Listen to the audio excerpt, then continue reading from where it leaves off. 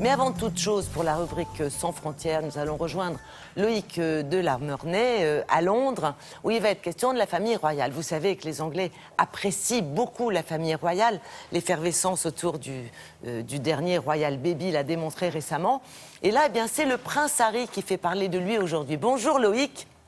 Ah ben je vois qu'il ne fait pas très beau chez vous non plus. Ah, c'est vrai que le prince William est marié, père de famille. Le prince Harry, qui rentre d'une tournée en Nouvelle-Zélande et en Australie, aurait dit dans une interview qu'il est un cœur à prendre, mais ça va être l'émeute, non ? Mais oui, Isabelle, mais c'est l'émeute, justement. En fait, il faut bien voir que la monarchie britannique, elle se gère comme un business. C'est du vrai marketing. Les Britanniques et le palais de Buckingham Palace savent très bien que cette monarchie britannique, elle intéresse beaucoup. Elle ramène aussi beaucoup d'argent et beaucoup de touristes ici. Alors, il faut toujours trouver quelque chose pour intéresser le public. Vous l'avez dit, il y a eu le Royal Baby avec la naissance de la petite Charlotte. Ça a fait venir énormément de monde ici et de journalistes du monde entier. Mais c'est vrai, William et Kate, ils sont toujours très populaires, mais ça y est, ils sont casés, ils sont parents. Alors, faut trouver autre chose. Bim, et ben voilà, le prince Harry, il a 30 ans, il est célibataire, c'est un cœur à prendre, il vient de l'avouer en interview, c'est assez rare, mais c'est sans doute assez bien joué de sa part, comme vous allez le voir dans ce reportage que nous avons réalisé avec Laura Calmus et Christophe Aubert. Elle avait prémédité son coup. Quand il arrive à sa hauteur, elle lui demande « Je peux vous embrasser sur la joue ?» Sauf que, malgré le réflexe de retrait de son Altesse royale, en un éclair, l'Australienne réussit un petit smack sur les lèvres du prince Harry. C'est la 3e fois que je lui dis « Épousez-moi, sortez-moi de ma misère !» Il a dit qu'il y réfléchirait.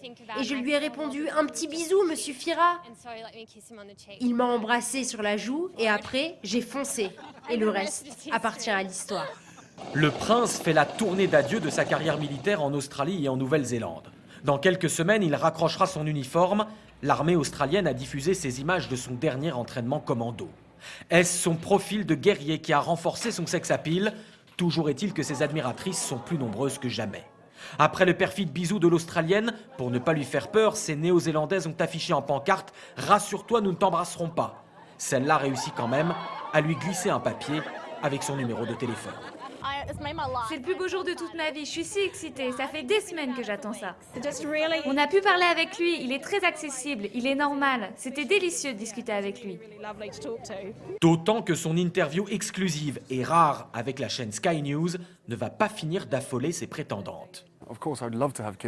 Bien sûr, j'adorerais avoir des enfants maintenant, mais il y a des étapes avant d'arriver à cela. Pour l'instant, je me consacre à cette visite, j'espère que je m'acquitte bien de mes tâches. C'est sûr, ce serait super d'avoir quelqu'un à mes côtés pour affronter cette pression à deux. Ça viendra quand ça viendra. Le message est judicieusement lancé. Le prince Harry est un cœur à prendre. Ah oui, donc effectivement, c'est l'émeute. Il ne manque pas de fans, il ne manque pas de prétendantes. Ça, on s'en doutait. Maintenant, ce qui est quand même plus inquiétant, c'est que tous les fans ne sont pas fréquentables.